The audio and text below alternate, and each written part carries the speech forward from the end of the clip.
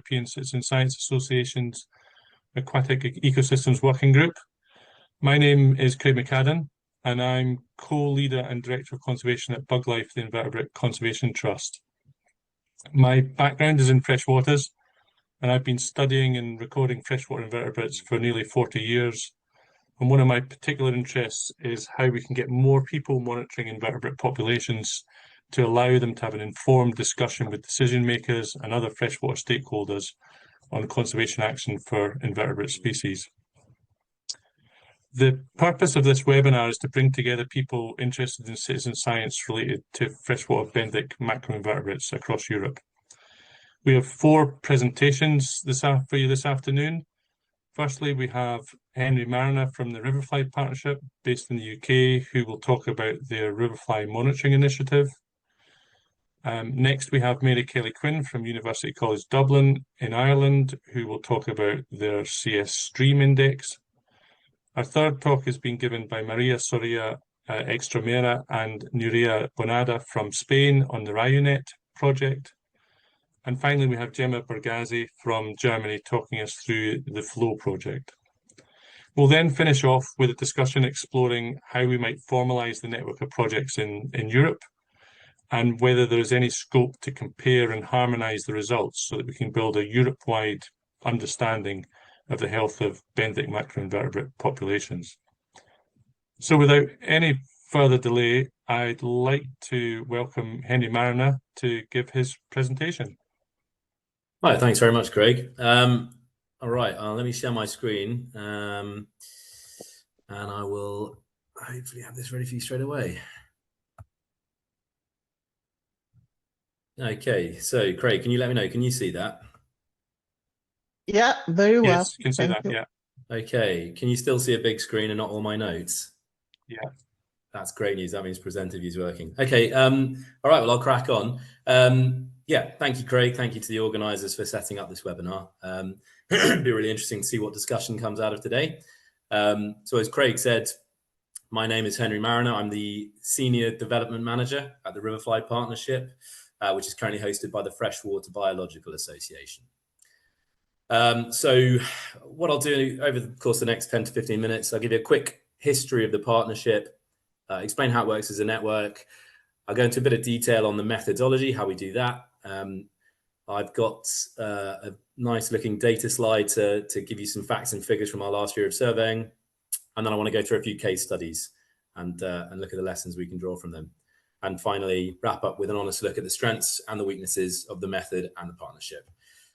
Okay, so straight on then. UK rivers, as I'm sure most European rivers, face multiple compounding pressures, urbanisation, point source and diffuse pollution, over-abstraction, physical modification and frequent sewage discharges, alongside more extreme droughts and floods. The people who spend time on rivers see the consequences first. So the challenge: statutory monitoring is necessarily limited in space and time. Citizen science, it doesn't replace that monitoring, but it adds significant frequency, spatial coverage and local vigilance, and it can turn anecdotal concern into structured evidence. So this slide's just a very brief kind of history of how we were formed. The partnership grew out of a practical problem. So in the late 1990s and early 2000s, anglers were reporting declines in fish and fly life, but these reports were all anecdotal. So the Environment Agency, the EA, needed hard data. Dr. Cyril Bennett pioneered a standardized sampling method that anglers could use. And around the same time, Steve Brooks, our co-chair, was running entomology training out of the Natural History Museum. So the two began delivering courses nationally. Right, so the EA came into the conversation, and the ARMY method was launched. That's the Anglers Riverfly Monitoring Initiative. And the Riverfly Partnership formed as a network. So since 2017, we've been hosted by the FBA. Best thought of not as an organization in its own right, but as a dynamic network. So rivers trusts, angling clubs, wildlife trusts, academics, and above all, our volunteers. So a common misconception is that we've got offices and staff across the country. We don't. HQ is 2 people in Cumbria and myself down in Cornwall. Our job is to maintain the infrastructure, so the database, data reports, training coordination, and the newsletter, and to act as matchmakers. So we connect prospective volunteers with their nearest hub. Now, hubs, typically rivers trusts, wildlife trusts, angling clubs or community groups, sort of existing organizations, they deliver the training and they coordinate the monitoring. Each group has a coordinator who's the contact point for us and for the statutory ecology contact. And those ecology contacts, usually from the EA in England or SEPA in Scotland, they vet each site and they set a trigger level. I'll explain a bit more what a trigger level is in a moment. But the model's strength is that it can scale without a large central staff scaling with it. So what are we looking for? What are we monitoring? We're looking at freshwater macroinvertebrates as biological indicators. And the 8 core army groups, so Riverfly Monitoring Initiative groups, you can see on the screen now. We're looking at mayflies, stoneflies, caddisflies, plus top right, you can see gammarus. And we're looking for larvae and nymphs. The reason for that, they're present for most of the year. They have limited mobility, so they reflect hyperlocal conditions, and they've got well-characterized tolerances to pollution and low oxygen. So their presence, absence, and abundance is a reliable signal of water quality. And riverflies is simply our umbrella term for them. Right, so the methodology is deliberately simple. So anyone can do it after a day of training, and crucially, standardize. So we've got a 3-minute kick sample, which is worked evenly across all habitats, so riffles, runs, pools, and marginal vegetation, followed by a 1-minute hand search of larger stones. The sample sorted then and there on the bankside. The 8 groups will be identified, their presence and abundance recorded, and the samples then returned into the river. The whole process takes about an hour, and it's repeated monthly. And the timing and the equipment are identical to the environment agencies, and that standardization is the single most important feature. It's what makes our data acceptable and useful to those statutory bodies. So for scoring it, once you've taken that survey, we use a simplified version of the biological monitoring working party system. What that means, each of the 8 groups carries a score reflecting their sensitivity to pollution. Abundance is then recorded in logarithmic bands. You can see on the left-hand side of the slide there. So 4 gammarus will give you a score of 1, 200 mayflies will give you a score of 3, and so on. That converts to a band score and is summed to an overall site score. Each new site is assessed by an EA ecologist or SEPA in Scotland and given a trigger level. And that trigger level I mentioned earlier is essentially the minimum score that the site should reasonably achieve. A result below the trigger will raise an alert, prompt investigation, and that's how the whole process works. The trade-off between the statutory monitoring by the EA, SEPA, whoever, and our monitoring is that we have lower taxonomic resolution. So we're not species specific, we're just looking at those 8 groups. However, our surveys are completed monthly, so that frequency from us and resolution from the statutory organisation, these things are complementary, they're not competing. Right, we have one methodology, however, we have 3 different survey types now. So ARMY, Riverfly Monitoring Initiative, is the flagship one that I just talked about. That's 8 groups run monthly. Urban, in the middle there, adds further groups. This is including taxa tolerant of poorer water, so with negative weightings. It was developed because volunteers in urban catchments were getting really low scores or just nothing at all. This means they can still generate a meaningful score and provide us with useful data. And then extended groups on the right there, this uses 33 groups and 2 biotic indices that detect pollution, flow, siltation, and is carried out seasonally for greater diagnostic detail. Together, they form a progression pathway of sorts. So volunteers can upskill from either the ARMY or the urban to extended. And all 3 of these surveys are uploaded to the same cartographer database online, which is open access for all to see. Okay, then here's my data slide I promised. So just looking at the scale and reach, these are the headline figures from our latest annual report. So these figures cover the period of April 2025 to March of this year. And I don't know how clearly you can see the slide there, but the orange figures give you a percentage under each tile, shows you it's been a year of growth across every measure. So data came from 1,921 monitoring sites on 845 rivers around the UK. We have 8,945 ARMY surveys uploaded in a year, so all up on the previous year. We now got 2,866 database accounts. Those are accounts where people could be uploading surveys. And last year alone, we trained over 1,000 new volunteers. That was up 66% on the last year. So despite running for almost 2 decades, we're still seeing massive growth across every measure. The estimated in-kind value of that volunteer effort, which I appreciate is a very hard figure to calculate accurately, has conservatively been estimated at over £819,000.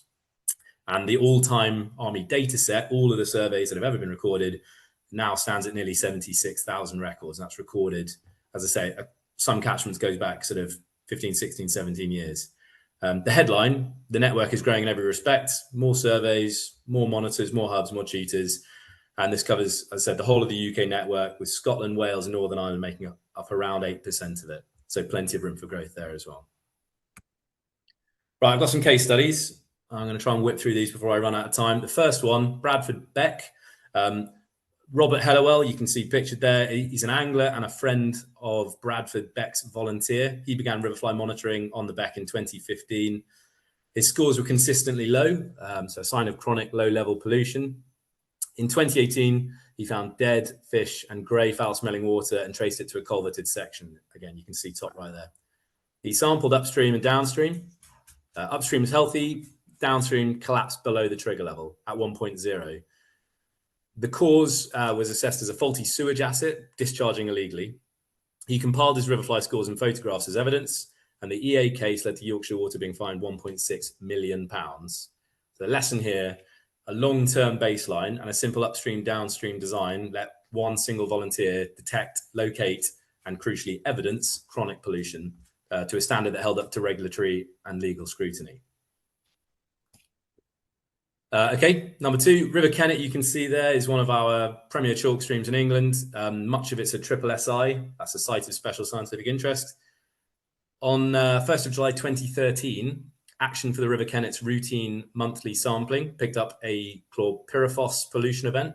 That's an organophosphate insecticide, for those who don't know, just downstream of the Marlborough sewage treatment works. A single pulse, which the Environment Agency estimated at little more than an egg cup of chemical, caused an estimated 99.5% reduction in the abundance of all 8 of our Riverfly groups along a 10-mile reach of the river. Now, within days, the insecticide was undetectable, completely washed through, but that one pulse had been enough. The monitoring evidence enabled a proper investigation and prevented further discharge. So the lesson here, monthly sampling catches short-lived pulse events that infrequent statutory monitoring can miss entirely. And the invertebrate community records the impact long after the pollutant's gone. Final one then, Skeevy Beck. So this is a bit more recent. This is more of a story about the network itself.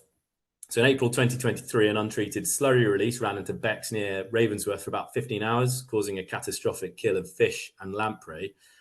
The community wanted to act. A local resident who had trained as a Riverfly monitor with a different trust contacted Yorkshire Dales Rivers Trust. Tees Rivers Trust lent spare kit. An angling group ran a crowdfunding appeal. Wild Trout Trust, the EA and the local parish council all contributed. And the Yorkshire Dales Rivers Trust connected everyone and provided ecological support. So 2 training sessions produced 19 new Army volunteers, residents, anglers, and a trust coordinator who are monitoring 11 sites and tracking the recovery of that system. And the lesson here, the network model turns goodwill into physical capability, and it does it quickly. Okay, so drawing those threads together, lessons we've learned from 2 decades of practice. First, standardization builds credibility. Matching the regulators' method and their equipment is what makes our volunteer data usable.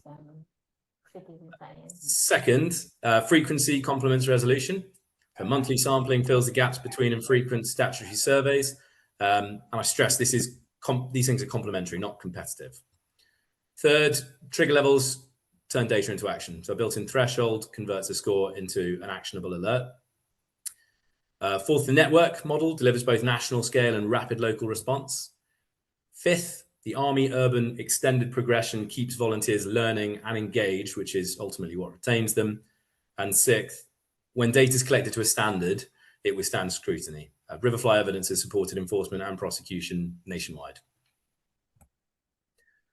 Okay, last slide then. The organisers of this talk asked each of us to set out our methods, strengths and weaknesses, honestly. So let me do that. I've touched on most of these already, but the strengths, a standardised protocol and kit, which makes results comparable UK-wide and aligns them with the regulator's own method. A large, low-cost network of nearly 2,000 sites that is still growing. Monthly frequency, which is catching pulse short-lived events. A built-in trigger level alert system, which we're now strengthening with RivPax model values through the Targets and Triggers project, and one national database holding all 3 survey types. Okay, so the limitations, equally honestly, as I said earlier, it is lower taxonomic resolution. It's 8 groups. It's not species specific. It detects effect rather than cause, so a breach flags a problem, but not necessarily the pollutant. And non-pollution factors like low flows and drought can also trigger breaches, so interpretation matters here. We depend on volunteers with the retention, coverage, and hub stability challenges that brings. And cross-border comparability is genuinely hard because people's methods, indices, and effort differ. And that last point is exactly the opportunity for this group. So building a European network can mean intercalibrating methods, agreeing a shared indicator core, and adopting common metadata and QA standards. I think a European reference hub could anchor that work. So I think I've probably got less than a minute left, Craig, but that's all from me. Thank you very much. Fantastic. Thank you, Henry. That was great. We've got time for just a couple of questions. If anybody's got any questions. Nice and easy. Looks like you're getting off lightly there. Nice. There's a question. Got a bit. Yeah, I can ask a quick one. Since your project has been going on for a long time, have you seen any trends in citizen engagement? What worked before isn't working now, or the other way around? You talked about growth, so I want to understand if there are some changes in the dynamic. I think the point I touched on about having more than just the one standard methodology, saying to people after a couple of years, you could upskill to the extended.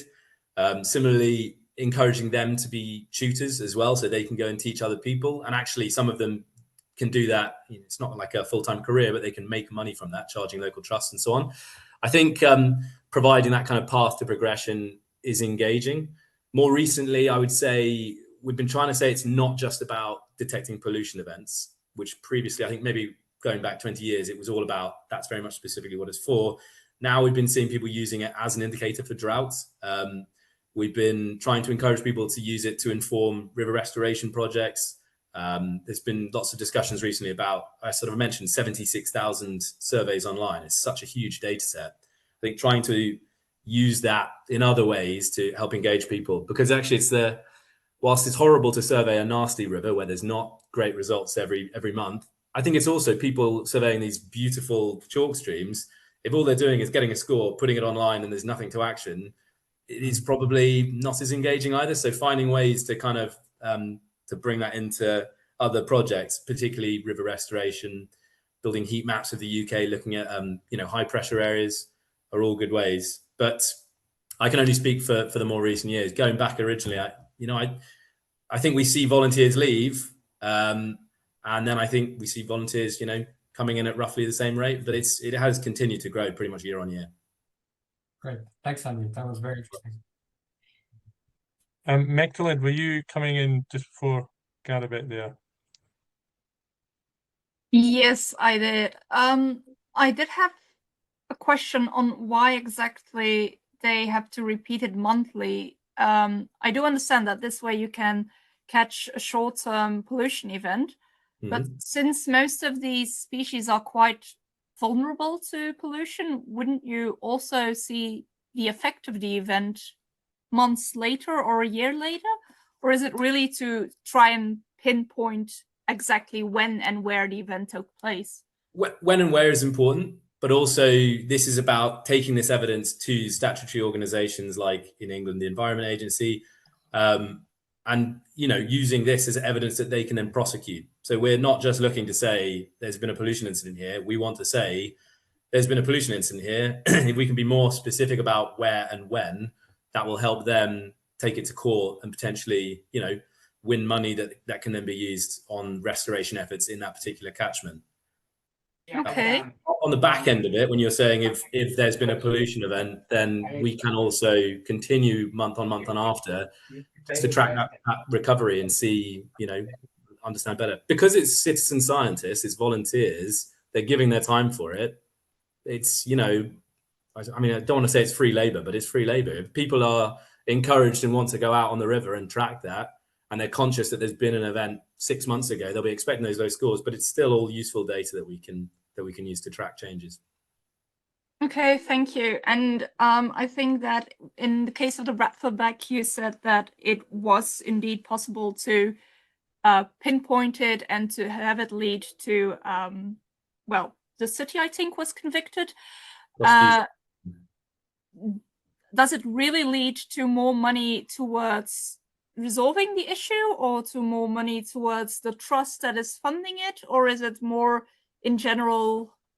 It will vary where you're going, so I'll try and keep this real swift because I know Craig's got another presentation coming up. Basically, in this country, what will happen is if they are successful in the prosecution, it becomes something called an enforcement undertaking, and the regulator can award that to whoever. People would bid on it much the same as a grant, I think, and they could then say that's money specifically for this catchment to offset the damage done. Some of that money, I'm sure some of that will go into management's pockets, but yeah, that's broadly the kind of the feeling for it. Okay, thank you. Sure. Fantastic. And I'll just quickly, one last question from Caroline, and then we'll move on. Yeah, thank you. Sorry, I'll try and make it quick. It's sort of half comment, half question, and you might not have the answer. But so I work at Bug Life in the hub for Army for Scotland, but I have a background in drought hydroecology work. And you were saying about the interpretation matters because it was obviously developed around sort of severe water quality issues, but people are starting to use it in relation to drought. And I just wonder, to what extent do you think that the indices and understanding of how perhaps it's maybe more the extended than the Army is sufficiently developed for volunteers to be using that to interpret drought impact? So that sounded like a loaded question, but it's not. It's just, no. What do you think? I've been talking about this quite a lot with the team recently, and I was meeting with the head of citizen science at the EA last week specifically about this. Last year, we had a couple of trigger breaches that it was determined it was due to drought. And so it is an opportunity to, again, engage the volunteers, get more from it than just pollution events. The issue is, in order to accurately forecast that, we're going to need a data set that goes back a long way, and it also is going to need to be able to align with the EA's probably gauging stations or flow levels. And we're going to need our volunteers to understand what the river should be looking like. A lot of the citizen scientists know their rivers. They'll know if it's low flows, for example. But yeah, there's a lot of variables that make it more complicated. It's probably not immediately ready to go right now on most places, but I would like to start rolling it out and working out how we know, whether it's just a photo upstream and downstream with every survey, and we build that up. Yeah. Or the answer, but yeah, it's an interesting challenge. Thank you. It was in the EA that I did a lot of the hydroecology low flow drought work, so I'd be really interested to keep in touch on how you're progressing with that. So thank you. Cheers, thanks. Thank you for the questions. Thank you, Henry. Cool. We'll now move on to Mary Kelly-Quinn, who's going to tell us about the CS Stream Index. Thank you for the opportunity to make this presentation on citizen science microinvertebrate metrics in Ireland. In this short presentation, I'm going to start by outlining the context for freshwater citizen science in Ireland. Then I'm going to provide the details of two metrics, the Citizen Science Stream Index and the Small Stream Impact Score. I will outline the strengths and limitations of each of these metrics, and finally I'll just cover the citizen science landscape. Although freshwater citizen science is a relatively new initiative in Ireland compared to many other countries, its value is clearly recognised in our River Basin Management Plan as a key step in the pathway to protecting and restoring freshwater quality. The key focus of current citizen science initiatives in Ireland is on small streams that make up 75% of the river network length, and where less than 10% of the WFD monitoring sites are located. A leading agency in training citizen science is LawPro, the Local Authority Waters Programme. This agency works with local authorities and communities to coordinate and support actions to achieve WFD objectives. Citizen science has also engaged in the monitoring of some species, such as Amelitas inopinatus. Macroinvertebrate-based metrics are available for volunteers depending on their level of interest and ability. The Citizen Science Stream Index has 6 indicators, whereas the second, the Small Stream Impact Score, has more than 20 indicators. The Citizen Science Stream Index was developed by Harrison et al. The taxa were selected for this index based on 3 criteria. Firstly, they should be easily identified by citizens. They should respond strongly to gradients in water quality and should be commonly found across a wide geographic range. The taxa selected were the Plecoptera, all stoneflies, Heptagenidae, Rhacophilidae, gastropod snails, Hiradinia, and Acelidae. Sampling for the Citizen Science Stream Index involves collection of 3 separate 30-second kick samples from fast-flowing habitats. Those indicators in green, the pollution sensitive, are scored +1, and those in red, the pollution tolerant, are scored -1. The scores for the 3 samples are summed. Scores from -9 to -5 indicate poor water quality, -4 to +4 moderate, and +5 to 9 good water quality. Here are the key strengths of this index.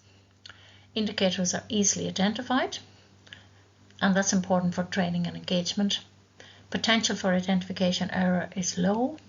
3 samples increase the coverage of habitats and reduce potential for sampling error. Calculations are easy to make, and water quality bands are clear. This index is probably best at detecting impacted sites. As with all citizen science metrics, there are recognized limitations. For the Citizen Science Stream Index, I see these as follows. Firstly, the presence of gastropods in clean sites is seen as a negative and can impact scores. Not all Plecoptera are equally sensitive to water quality degradation. For example, the Nemoridae tend to be less sensitive than other families. In this index, there is no measure of relative abundance. It contains less information than finer taxonomic level resolution.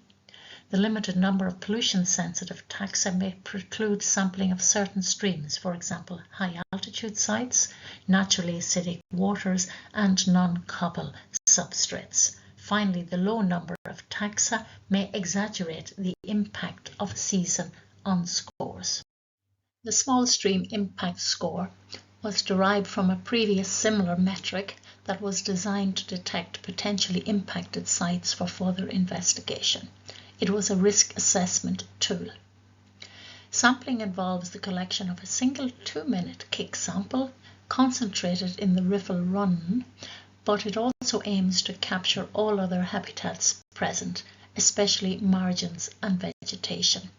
An illustrated training handbook has been developed covering sampling, identification, and metric calculations. This is one of the pages from the handbook, outlining, in this case, key steps in the identification of the Ephemeroptera and illustrating some of the taxa. There are 5 groups of indicators in this metric. Groups 1 and 2, the Ephemeroptera and Plecoptera, are identified mainly to genus level. The third group, the Trichoptera, here the taxa are largely identified to family level. The fourth group, Gold, which stands for gastropods, oligochaetes and diptera, are identified to various levels, as you can see on the slide. The fifth group comprises Acellus. Abundances are converted to relative abundances as shown at the top of the slide. The number of taxa in each group is noted together with the sum of the relative abundances. Combined taxon richness and sum of the relative abundances are used to calculate a taxon index for groups 1 to 4. The taxon index for group 5, that is Acellus, is based on whether or not they are present, few, or common. The total index score is divided by 5 and then multiplied by 2 to give the SSIS score. In terms of strengths, this index has broader application across river types. The 2-minute sample gives good coverage of the habitats and reduces potential for sampling error. The higher number of indicators makes the metric more robust and gives more confidence in the result. It can also give an indication of some stressors. It is less impacted by season, and small errors in the identification may not impact the score. Training can be focused on what indicators to expect in any site. Finally, it gives an indication of the biodiversity if the volunteers are well trained and experienced. In terms of limitations, it takes longer to train volunteers and for them to become confident in their identification skills. The larger 2-minute sample can be difficult to clean of organic material and to estimate relative abundances. Some taxa can be confused, for example, the stonefly families. Betis rhodana atlanticus can be challenging to distinguish from other betids, but it needs to be excluded from the calculations. The calculations themselves are more complex. And finally, the 2 probability categories are not easily understood and need to be converted to clearer indications of water quality. This slide shows the various players in the freshwater citizen science landscape. At present, 4 institutes are involved in various citizen science projects. Dublin City University has engaged in Water Blitz and is undertaking a project to create a framework for a national citizen science programme for water monitoring, which includes protocols and guidelines for effective consultation with communities. Dundalk Institute of Technology has created a mobile app for both the CSSI and SSIS metrics. University College Cork is involved in citizen science training, and University College Dublin is also training volunteers and undertaking research on citizen science, which I'll mention later.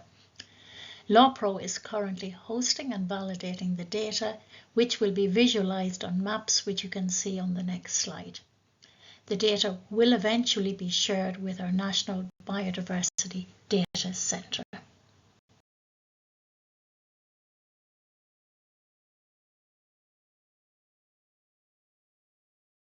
In University College Dublin, we are engaging in a Marie Curie funded project called Beyond, where PhD student Dane Frolly Soriano is addressing 3 core questions.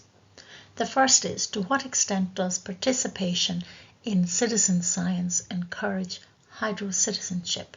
Secondly, how reliable are citizen science collected data when benchmarked against professional standards for regulatory assessment in rivers?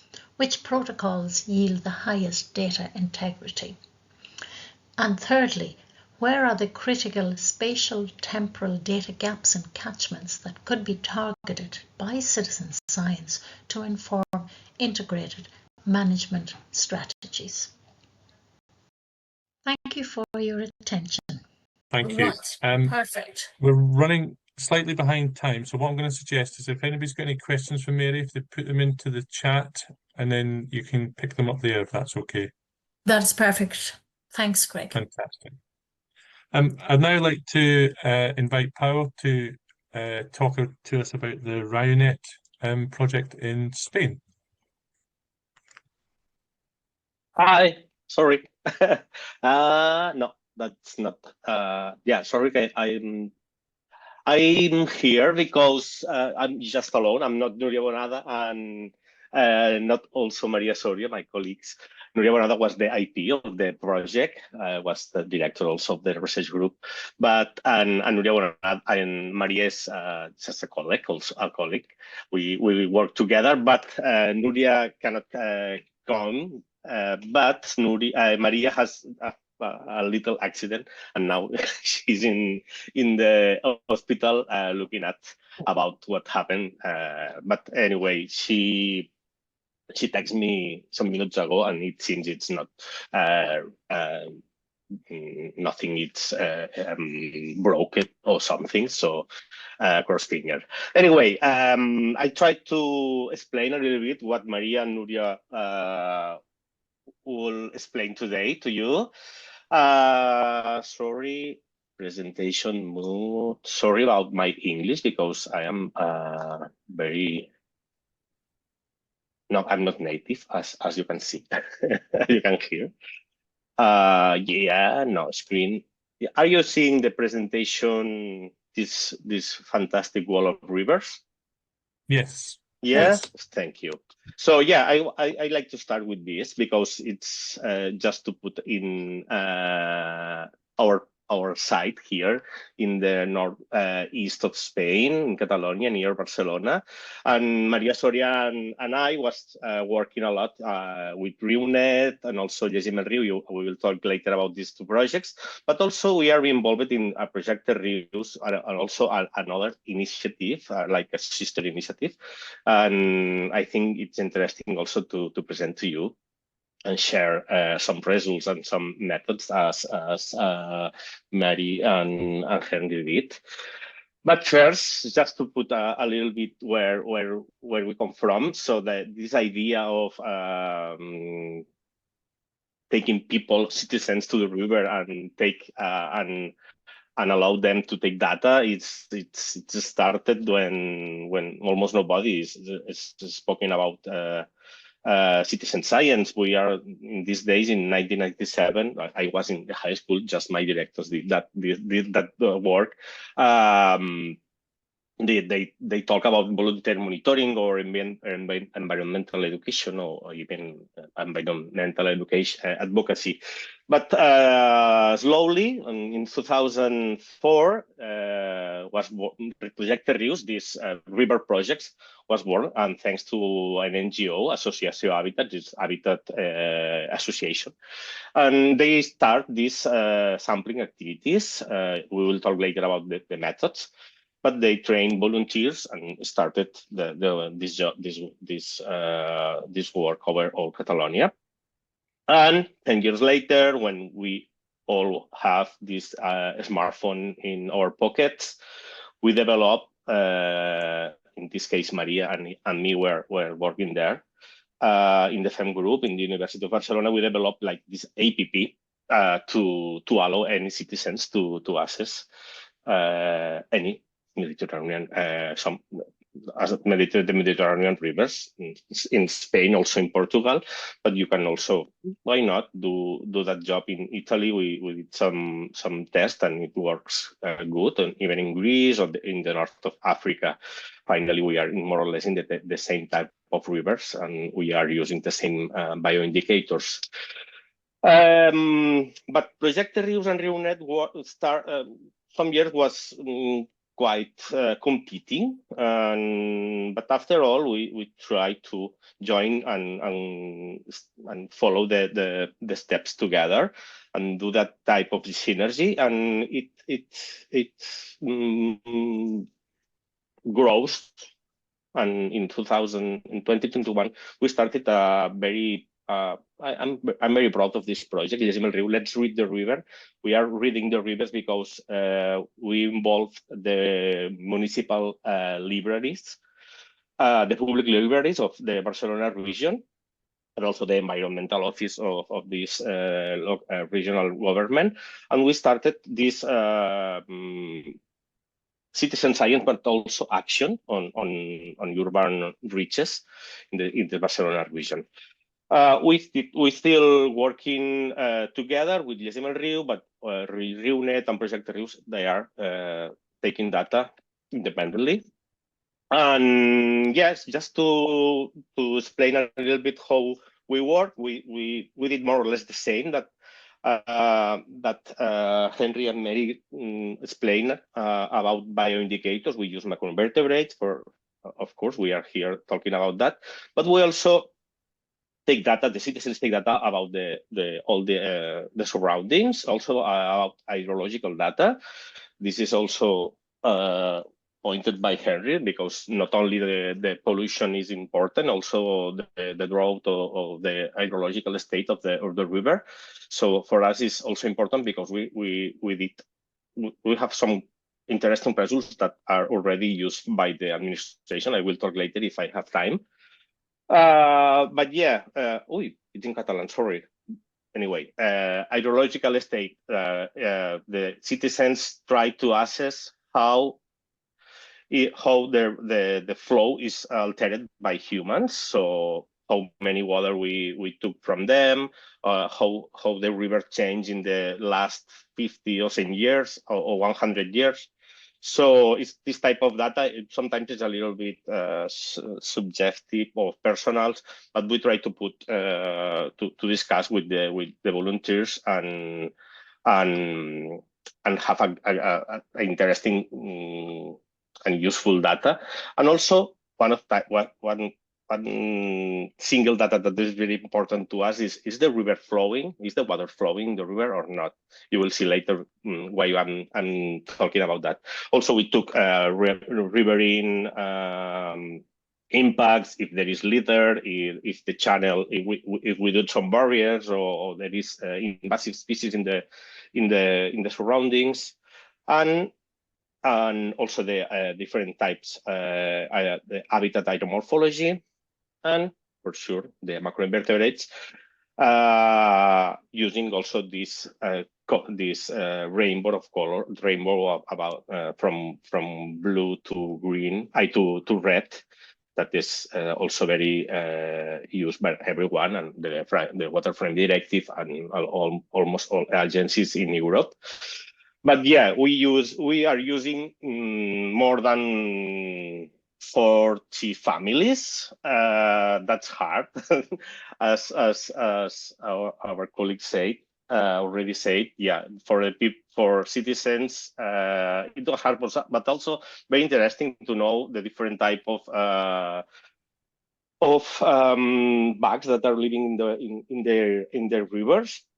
From Gasteropoda to Plecoptera, they are trying to take the most sensitive to reach the more punctuation. They are more happy. But yeah, sometimes it's quite difficult, and we need to train a lot the citizens to do a good job. And for sure, we have validation techniques also process to help people with this identification. They can send us the pictures of every bug, so we can check if they are go to. Kan du sätta på torketrommelen? Sorry. Sorry, it was an error. After all, we took all this information and we did the ecological status of this reach of the river. Projected Rius and RiuNet works very similar, the methods, once we are in the river, but RiuNet is more as a tool. It's an APP. Nowadays it's not working. It broke some months ago, and we are developing a web APP because we are tired of spending a lot of money developing different versions of the APPs every time Google decide to change the hardware or the rules that they are in their APP shops, Google and Apple and iOS also, and iPhone. And anyway, RiuNet is just a tool in my opinion, because we don't train citizens. They can do with they can use wherever and whenever, and you can use in Spain and also in the Mediterranean catchment rivers. But RiuNet, Project Rius is more like a project, a real project, because they have a coordinated volunteer network. They train citizens. They have fixed sites, monitoring 2 times a year, and they work in the Catalonian region. Some of the data, I don't want to take long this, but yeah, we in Project Rius with these 20 years, they were involved more than 43,000 participants. So it's a very huge project. Nowadays, there is they have more than 600 groups sampling 2 times a year every day river. We have a lot of data, and they even grow or just. The idea was taken by in other regions of the Iberian Peninsula, in other regions of Spain, or in Portugal, or even Latin America. And RiuNet is more small. It's just a tool. We have users. We have sampling events over all over Spain. And now, some months ago, we started like a RiuNet Ecuador in Ecuador. So we are super happy about that. And Riu, this project where we are working together, Project Rius and us. In 5 years, we work with more than 500 participants in over 43 municipalities in quite urban areas. And Riu take action. So the participants, we map the concerns about what are you concerned about your rivers. So just to show you some data.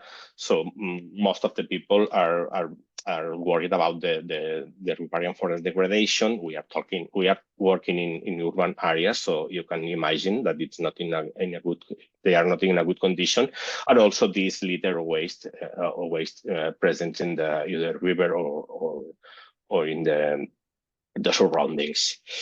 I have a lot of slides, but I have a few times, so I think I could talk about a little bit of Riu, because for us it was we are very proud, and I think it's a success because we are doing this type of cycle with diagnosis with citizen science, and also some sessions of reflection and co-creation with the citizens in every one of the municipalities in the library.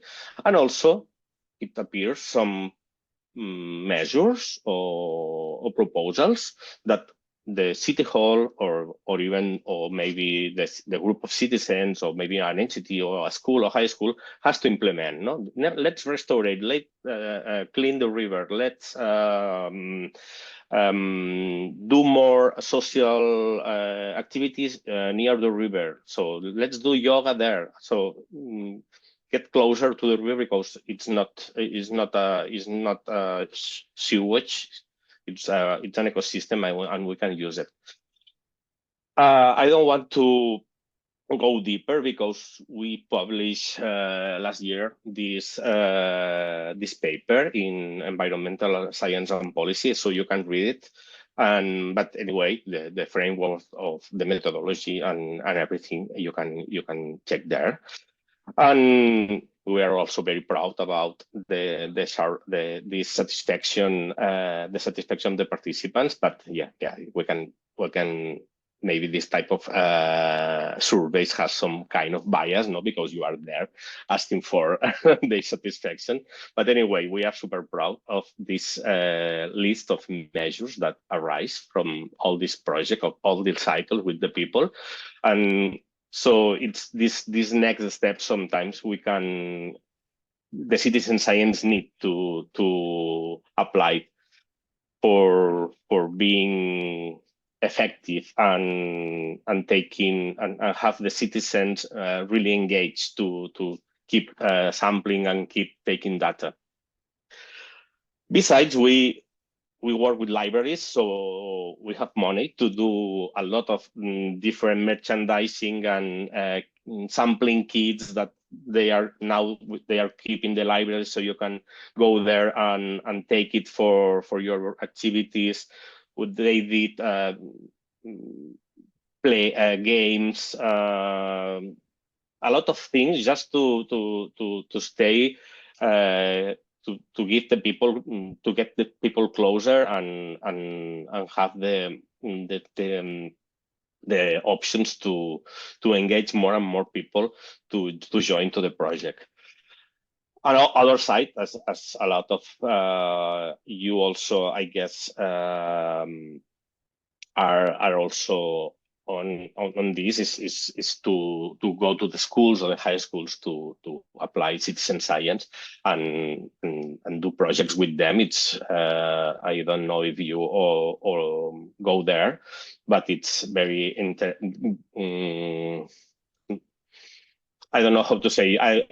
I always took a lot of energy of this group, the young students going to the river and discovering all these bugs and how we can manage the rivers and clean up them, and etc., etc. So I think it's also a way to engage people, because explaining them that you can do as a citizens things to take data and also improve the environment.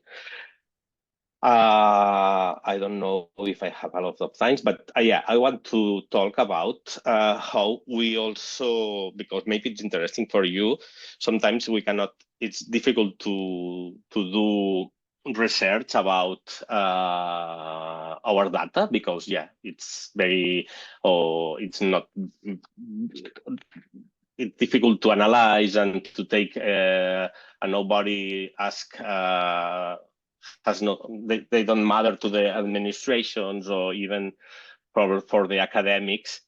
But sometimes it's interesting to know also what we are doing to change the mind of the people. In this case, we try to know the impact of doing activities on students with RiuNet. We have this hands-on activity. We go to the river and take bags and look at the surroundings and the riparian and the habitats. So after all, we try to evaluate ourselves and the method, just to see how we are teaching, or how they are learning about our river. Sorry, great. We say to the students, draw a river, and we did that before and after doing the hands-on activity, and we build these mental models defining if there are there is presence or absence of riparian vegetation, water, of course, abiotic substrata, living beings, or organic matter. For example, this is a before and this is an after drawing. As you can see, the model of this student changes a lot. Some from just water and some flowers or grass to bugs and fish and trees and barriers, natural barriers, I hope, and also this in the bottom, this other example of how they change the view, the mental model of after using the APP. Some of the results, yeah, after this activity, some of the results you can see before and after. The yellow is before, the blue pie chart is in blue. Most of the students before has some kind of simplified models, and after the post drawings, the post the river after the drawings after the activity really improved in their complexity. We did the same exercise with citizens, not only students, taking advantage of Llegim el Riu, because we did 3 sessions. We can do 3 sessions with people, and we can also 2 sessions, one in the river, and after some months ago we joined together again to discuss. and we can do a pre activity drawings just after the activity drawing. So just is after finishing, and 2 months later, after sometimes, what you remember about this river that you draw there. And yeah, it's a lot of information. This is submitted, so I cannot now enter to explain a lot, but we did a different approach to analyze all this data. You will read soon, I guess. And about I'm really sorry. yeah, we've run out of time, Pau. Yeah. So okay, hopefully, just hopefully we I can share finished. your slides afterwards, and people can see the rest of the Yeah, slides yeah. afterwards. Sorry, Yeah. because I have a lot of things to do, and Maria told me some more, so I guess I can stop here, and if we have some troubles or questions about the we will do later. Fantastic. We will talk later. Thank you very very much. much. Thank you very much, Pau, and please pass on our best wishes to Maria. Hope she gets better soon.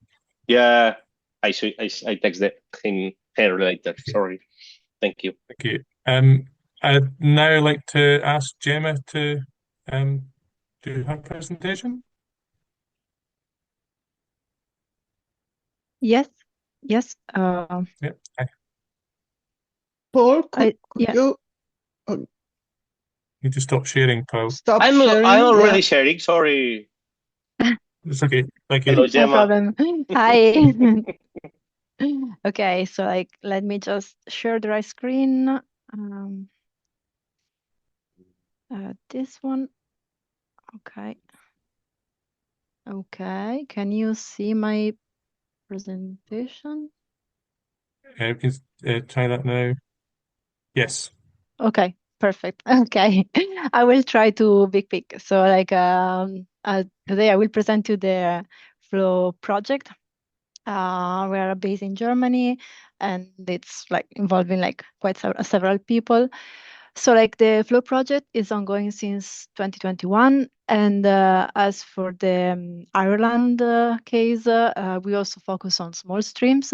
In our case, it's streams with upstream catchment smaller than 10 square kilometers, because these streams represent the majority of the global river network, and they are largely excluded by the official monitoring. And at the same time, we also wanted to promote awareness and stewardship in citizens through involving them in a standardized and intensive sampling.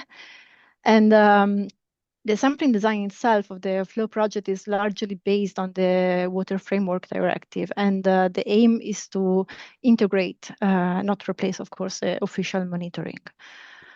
So as the Water Framework Directive, we have 3 different components: hydromorphology, so the structure of the river, longitudinal profile, riverbed structure, banks and surroundings, chemical and physical parameters. So we assess different ammonium, nitrates, nitrates, and so on. And but today I will talk to you about the macroinvertebrates.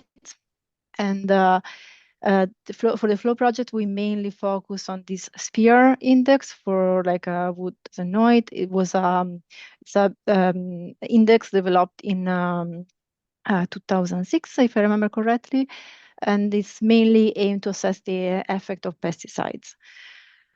And okay, very quickly, so the sampling procedure is we try to have a standardized protocol, and so the citizens essentially collect 20 replicates with a gig sample, and these 20 replicates are collected proportionally to microhabitat availability in the small streams.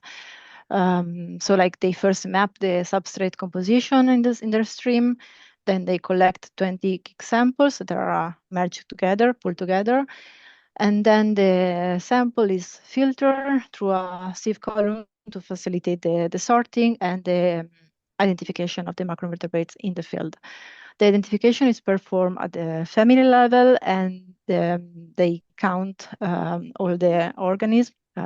Where like above a certain threshold, like the abundance is assessed. The count data for macroinvertebrates are recorded into this Flow web app, where the citizens also upload pictures for more or less every identified taxon. And they ship back to us 10% of the samples for identification. In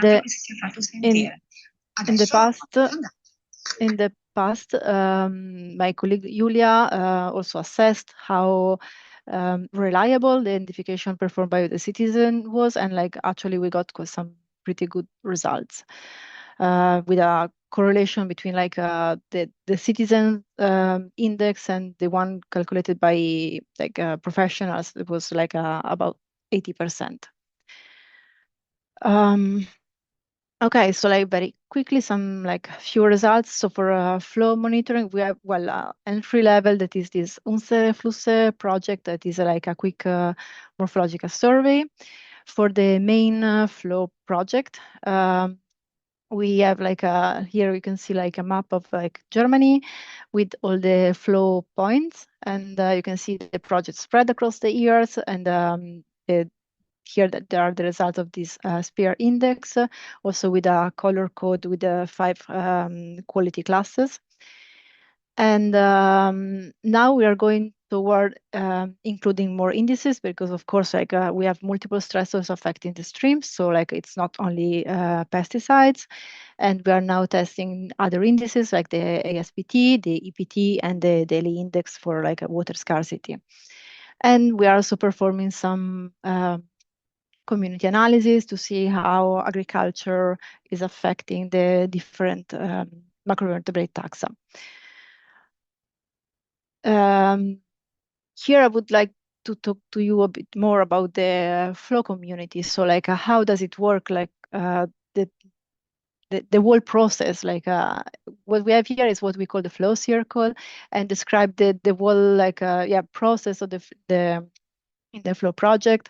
From the recruitment, the citizens, they form groups, they select the site, they submit the site through this web app, we approve it, and then we do some training. First, we offer online seminars with a general introduction for the project, and after that we organize some in-person workshop training the citizens to identify macroinvertebrates. We train them for the whole community of macroinvertebrates, but we focus mainly on EPT, Odonata, and Megaloptera. Yeah. And so after this quite intensive training, the groups they organize locally. They do their like or their like local organization. They go out in the field sampling. The sample is performed from April to June. After that, they record. They go back. They record all the data in this Flow web app. And at the end of the year, around November, we organize this Flow conference for the citizens themselves. The citizens are also like, we provide them, besides with these seminars, but we also provide them with YouTube videos. Unfortunately, these are available only in German, so I have no idea about the videos. But yeah, and there's some training Quizlets where they can practice what they learned during the training. And we ship the flow box, flow material, which includes like everything they need in the field, essentially. So sampling, the sampling net, ID keys, stereo microscopes, petri dishes, and so on. Here I wanted to show you some pictures of the flow community. As you can see, there's like it's very diverse, with kids, with adults, with like elder people. So in the field, and our flow community during the flow conference is actually a very nice moment, because during this conference, we discussed with the citizens also like the direction of the project itself, of the sampling itself, which features we should focus on. So it's very intensive but very interesting day. And so just like few numbers. So far, these are the data from 21 to 25. We had more or less like almost like 2,000 participants. We collected 400 data points from approximately 250 small streams across Germany, which were mainly 71% in agricultural land use.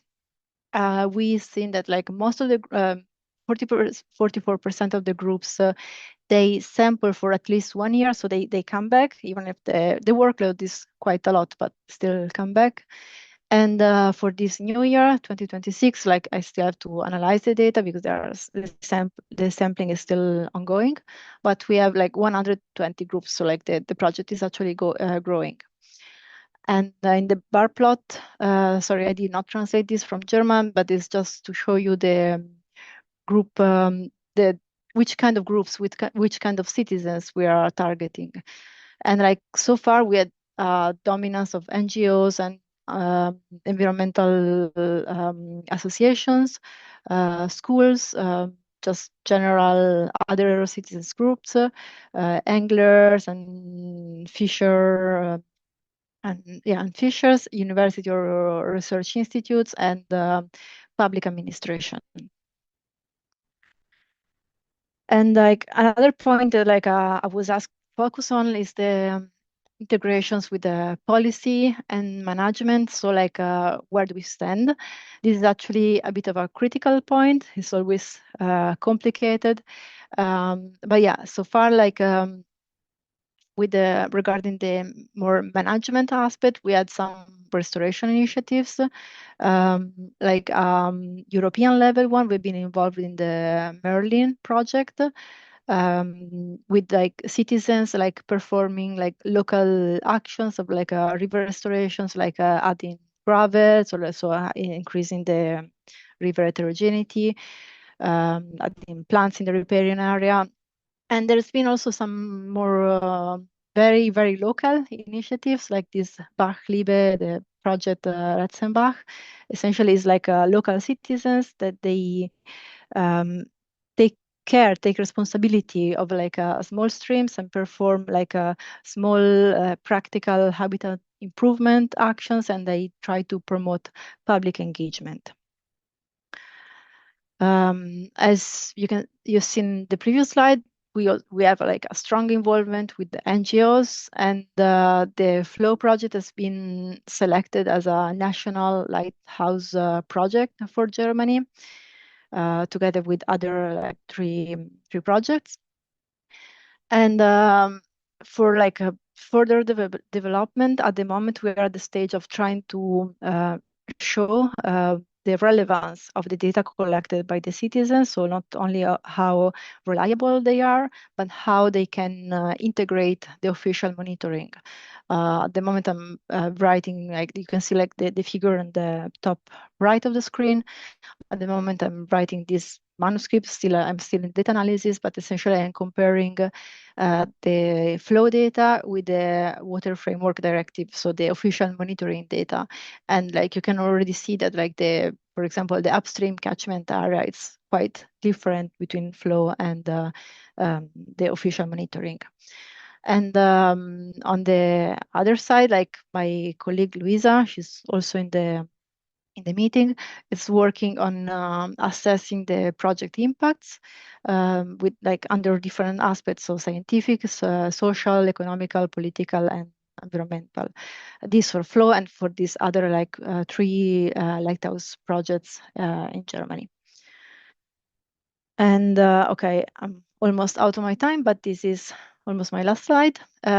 So like since I'm also the last one presenting, I wanted to start a bit the discussion. So like we've seen where we stand now, and now we have to decide where to go.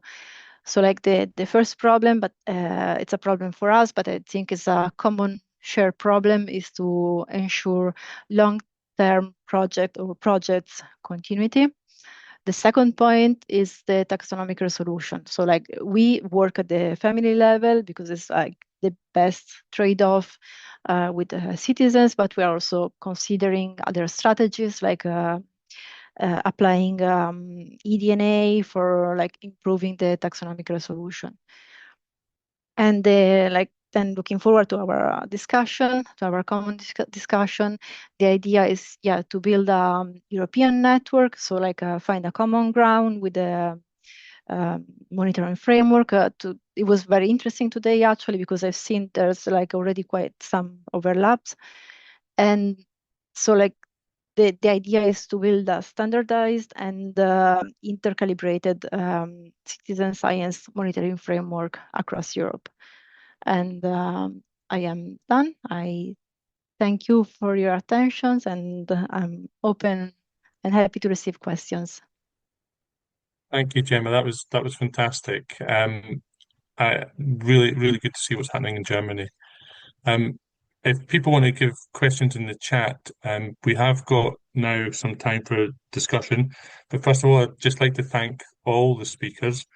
We've seen some great examples of how citizen science is helping to monitor freshwater macroinvertebrates across Europe for polluters, how it can provide information about smaller streams in particular, where the statutory monitoring isn't undertaken. But we've also heard how citizen science is really important for engagement of the public in freshwaters and the pressures facing them, and also how important feedback is to those volunteers.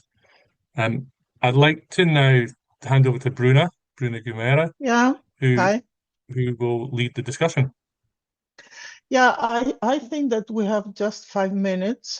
Leonardo, can you give me, well, we cannot go we can further. go over a little, I think. We can go over a little, no worries. Not so strict. So I'm so sorry, because I know that maybe there are other projects. That was the first 4 that I already knew, as they have a long history and long experience, that I thought that was the best way to start, because this is definitely a start to talk about how we can keep going to find the harmonization and standardization through the network in Europe. And Gemma summarized quite well the path that we have to start all together. So what I think that we should know from the people that they are still there, so I thank them. If they have other experience that they want to share. I mean, also in Italy, we started to develop a methodology, but we are definitely at the beginning. I won't just say these things. And as we are at the beginning, so we start for the first time 2 years ago, but not in many places, so just in a project. And then what I would like to share with you, maybe through email, is that Chiara Vitillo, a PhD student, went in the 3 of these 4 places, I say, in Scotland with the army, in Spain with the RiuNet, and in Ireland with Mary Kelly. So to compare our new methodology, our new methodology follow the I say one of Italian methodology. Obviously, as a first, we wanted to have a comparison within our country, but definitely we have to to collaborate more and find this famous harmonization between us. So for this reason, I'm very willing to modify my methodology because I'm at the beginning. But one of my questions is, are we willing to make some changes especially after such a long, I'm asking to the speakers, such a long path, such a long experience with the objective of harmonization or standardization, if we need it. That is one of the questions that I don't know if we have to reply soon, or another is if we were able to harmonize the sampling methodology, could be a good jump to compare better if we start from a common beginning, I guess. I don't know. So I have many questions. Maybe I don't want to bring all the time that left. Maybe I send this question and I wrap up and summarize what's going on today. And I want to ask if someone has a specific question before to finish.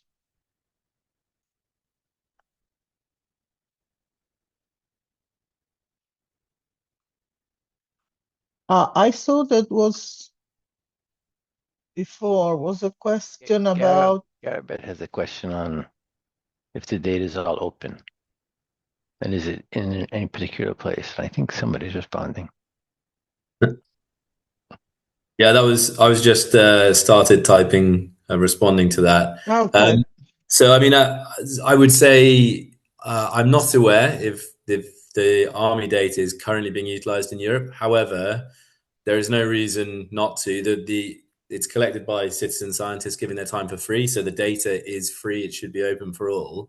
The main thing to check is that it is that it lines up with it. As I said, there's only 8 groups, so you would need to make sure that any kind of biodiversity atlas you were integrating it with would align with that. But yeah, if it does, then I don't see why not. I know they're using it in Wales in that way. So yeah, it just adds strength to all these different projects if they can feed into other things. I think it's a really good example of that kind of wider integration.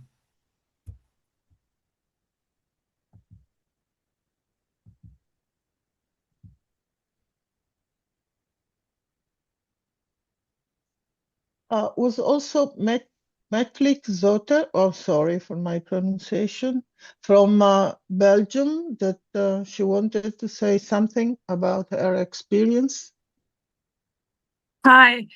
Not necessarily to say something about our experience. I was just last minute invited by Roland, as a few years ago, Roland and Julia at the time explained to us what they were doing in Germany with Flow. We are now running Beekmeesters in Flanders in Belgium, which is very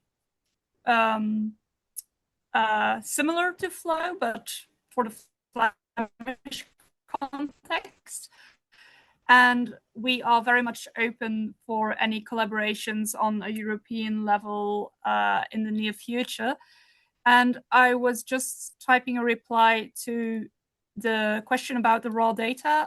So far, we are not sharing it on GBIF, but we would love to do that in the future. The reason we don't do it already is because we first want to evaluate on how reliable the identification of the macroinvertebrates is by our volunteers. We are first trying to set up some site experiments to see how well we can trust it, but all our data is already available on our website. Yeah, I think that we have 2 paths. Then, Stephen, would you like to say something? Okay, 2 paths. One is the 4 group with more experience that we hear today. Maybe, to find a way to harmonize, but also to have people or countries that they have to start from the beginning. So that is 2 different approaches that we have to think about, I guess. And for the first one, I think that we could share the possibility also within the same country to have students that they work on this comparison between different methodology to see what it's worthwhile to change or what it doesn't mean, we don't need to change, for example. and what is more comparable than other, what's the gap between the obstacle for a really good harmonization. Well, many things. We have to think a little bit about that and define what's the first step. Craig, do you have any idea how we can, if there is no other question? From for sure, we can send summarize about this webinar, and with some question at the end, and so ask if all the participants could reply or have some idea about that.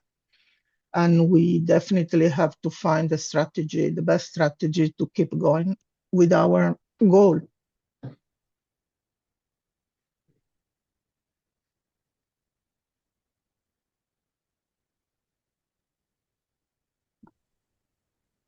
Something that we were discussing when we put together the idea of these webinars is how to collect all of this data in a meaningful way to then move forward. So maybe in the next 2 minutes, albeit that's a very big ask, if people have ideas how to, obviously for the presenters, if you can share your slides, we could put them, and the recording is there, so we'll add it to YouTube later, along with links to your presentations.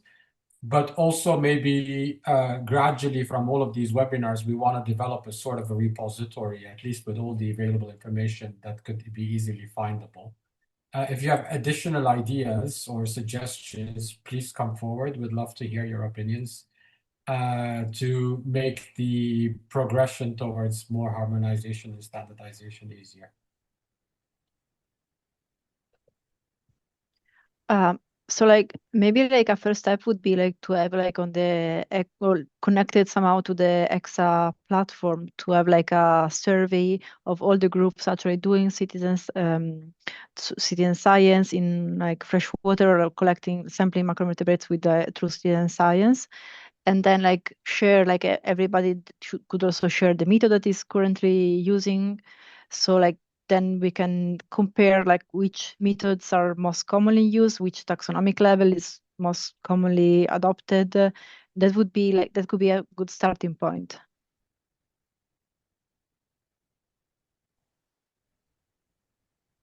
Yeah, I certainly agree. I think that's a good starting point. In fact, the student that I have that I've just engaged, that's one of his current tasks, is to have a look at the citizen science initiatives across Europe. So he certainly would be available to help with that exercise if that helped. Yeah. And I think following that, we may require a workshop where we bring together people from the different initiatives to discuss in more detail what we're doing, because there's very little detail here today to progress any harmonization. Maybe we need a call to define the strategy for that, for a common strategy, so we can have results from students, from local activity that compare different sampling method and the methodology, the whole methodology itself. But to be useful and effective, I think that we should find a common experimental design that share between us. Yeah. Sort of on the, well, it's kind of different, but I think runs parallel with not how would we share the information that we're gathering, but just in general information sharing. I would really love to see, this sounds like this platform would have a space for it, information sharing for potential citizen scientists, people. So someone in Catalonia in Spain, or Nordrhein-Westfalen in Germany, or Sheffield in England can think, I hate the state of my river, how can I be involved? They could access this thing which would say, these are the citizen scientist groups working in your area. These are the numbers that you need to call to get in touch with them, just to kind of make it easier for volunteers to take action. I think there's so many tiny little consortiums dotted around Europe, but if we could bring all that information into one place, just make it as easy as possible for people to get signed up, there will be more volunteers. If I may answer to this, is that the citizenscience.eu platform was created with this in mind, basically, so to help any potential citizen science enthusiast, researcher, practitioner to create their own project as well. So what is on there, besides the initiatives, as Mary was pointing out, is also all the existing resources, and there's going to be also a page on the working groups. So we can be also thinking of uploading all these materials there at some point. Cool.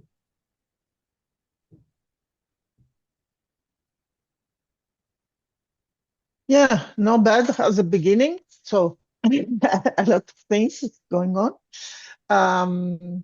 Okay, I will share also when Chiara will be ready the result of her PhD comparison. And I have also another, well, old student that did something with few of these projects in the past. So for sure, I will write a summary about that because we still have to prepare a paper, but a summary could be interesting. And okay, and so if you have other, let's think about our experimental design and strategy and put together. And thanks, Leonardo, for help us to, well, keep us together. My pleasure.